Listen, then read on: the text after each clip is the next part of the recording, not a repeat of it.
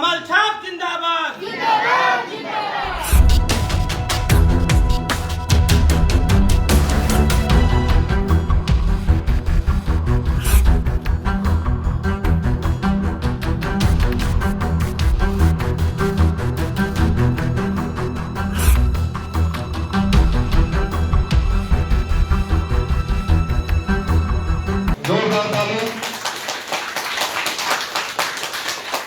हमारे देवेंद्र पटेल जी हैं जो देवरी नगर के उपाध्यक्ष हैं और बड़े ही भारी मतों से इस बार चुनाव जीते थे।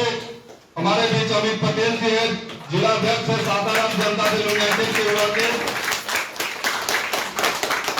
हमारे बीच कुछ महिलाएं भी जो उपाध्यक्ष रही हैं, गायत्री पटेल जी महिला मोर्चा जनता दल यू के, गायत्री पटेल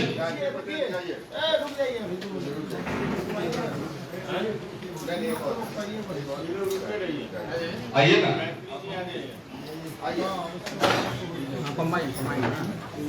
सुनीता जी कैमूर से है और जनता दल यूनाइटेड के प्रमुख महिला में काम करते रही है। इसी तरह से हमारे साथ नीतीश पटेल है, दीपक पटेल,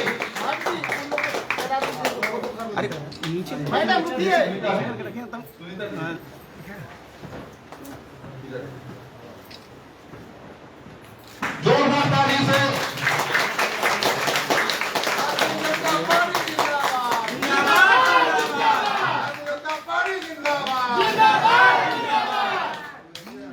कमल छाप जिंदाबाद।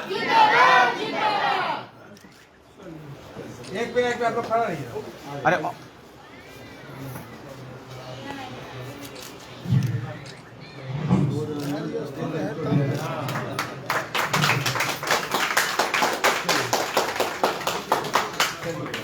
बहुत धन्यवाद आपसे।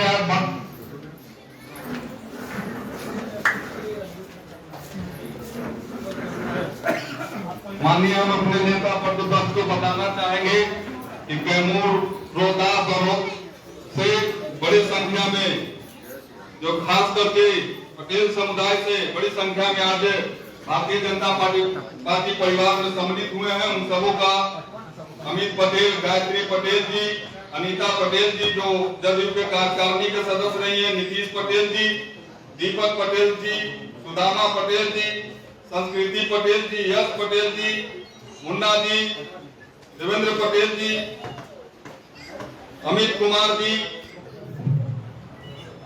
दीपक जी, विकास पटेल जी, ये तमाम साथी जो भारतीय जनता पार्टी के नीतियों और कार्यक्रम से प्रभावित होकर आदरणीय नरेंद्र मोदी जी के सपनों के भारत को बनाने के लिए आज कदम से कदम मिलाकर चलने का संकल्प लिया है।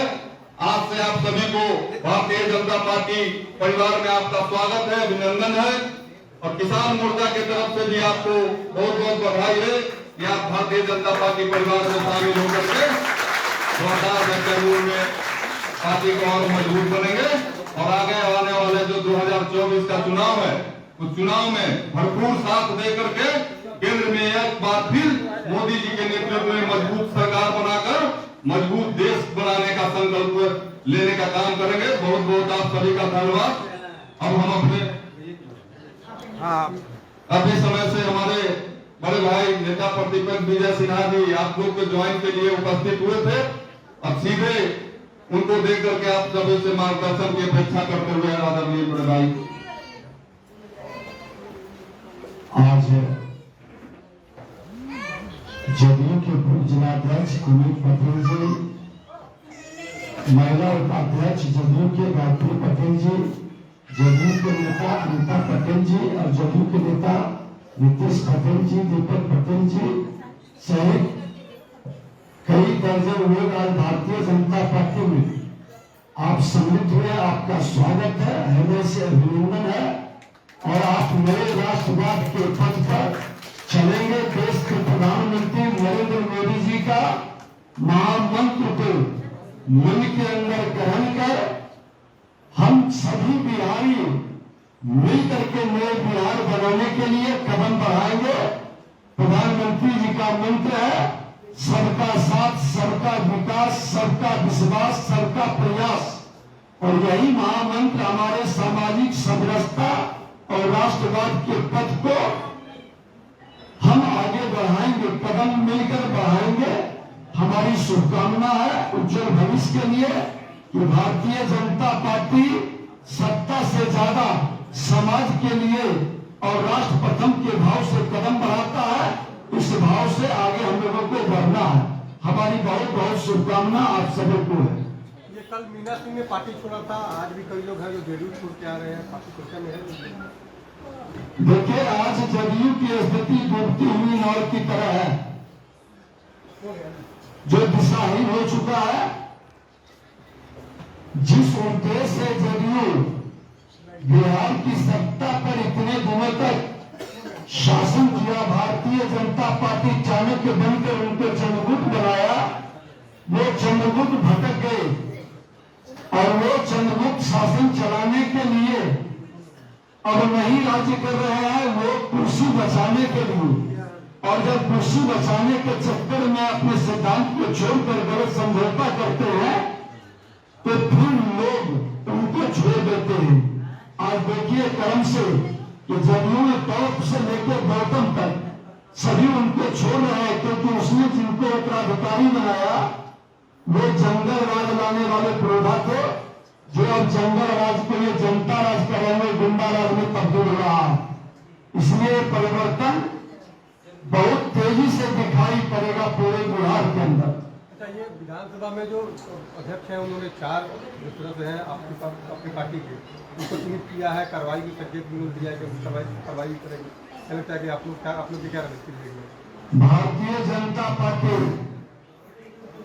बिहार की जनता के सेवक के रूप में हमारे विधायक काम करते हैं और एक सेवक अपने बिहार की जनता मालिक है, उसके प्रति वफादारी से अपने कर्तव्य का निर्वहन करेगा। सदन में लोकतंत्र के राज्य के सबसे बड़े मंदिर में वो अपनी आवाज से सरकार का ध्यान आकृष्ट कर रहा था। सरकार बिहार के मजदूरों के साथ हो रहे अपमान, उसकी पिटाई और उसकी हत्या से जुड़े विषय पर गंभीरता नहीं दिखा पा रही थी। लोग अपनी आवाज सुनने के लिए विधानसभा अध्यक्ष एक अध्यक्ष के रूप में अपने कर्तव्य का निर्वहन नहीं कर पा रहे हैं। वो अपने पार्टी के एजेंडा को स्थापित कर रहे हैं और वो पार्टी के फौजी बेंच के तरफ मुखातिब होकर के उनसे निर्देश प्राप्त कर करके उनकी भाषा आसन से बोलते हैं। ये कतई उचित नहीं है। उस आसन पर मैं भी बैठा था और अध्यक्ष का प्रथम कर्तव्य होता है कि सरकार सत्ताधारी दल के विधायक का संरक्षक है, लेकिन विपक्ष का संरक्षक अध्यक्ष होता है और अध्यक्ष अपनी भूमिका को ईमानदारी से निर्वहन करें तो सदन में यह स्थिति उत्पन्न न हो। हम जनता के प्रति जिम्मेवार हैं और जनता के हित की बात को करने में जो भी कार्रवाई उनको करनी है वो कर लें, लेकिन उससे पहले उस पवित्र मंदिर को, उस आसन को जिसने दूर से रौंदा है, उप मुख्यमंत्री, उनके भाई और उनके विधायक आचार समिति का रिपोर्ट भी सभापति पर आने के लिए तैयार रखा है, उस पर तो पहले कार्रवाई करें। है हिम्मत नहीं कर पाएंगे, उस आसन की गरिमा को बढ़ाएं। पहले अपने राजद के जो नेता है उस पर कार्रवाई करके दिखाएं। राजद के विधायक वो नहीं है, बार बार हमको सदन में भी आभास कराना पड़ता है कि आप अब राजद के विधायक नहीं, आपको सदन बहुमत से सर्वसम्मति से चुना है। आप सदन के आसन पर, अध्यक्ष के आसन पर बैठे, आपकी निष्पक्षता दिखाई पड़े। सत्ताधारी दल जो देता है वो आप बोलते हैं, वो कतई उचित नहीं है। आपकी निष्पक्षता दिखाई पड़ी। टीम गया है तमिलनाडु, आप लोगों ने पहल की, उसके बाद सरकार ने टीम भेजी। तो हमने तो कल अपनी विधानमंडल दल की एक कमेटी के साथ माननीय मुख्यमंत्री जी से मिला और उन्होंने आश्वासन भी दिया कि हम कल ही भेजेंगे मुख्य सचिव और डीजीपी को बुला करके। और हमने कहा है कि अपने जो श्रमिक हैं, युवा है, जो लौटना चाहते हैं बिहार, उनको सुरक्षित लाने की व्यवस्था भी बनाई और जो घटना घटित है इसकी सत्यता की जांच भी कराइए और ऐसे परिवार तो हम लोगों को राहत भी देनी चाहिए और भविष्य में किसी राज्य में इस तरह की घटना हुआ घटित हो, यह सुनिश्चित करना सरकार की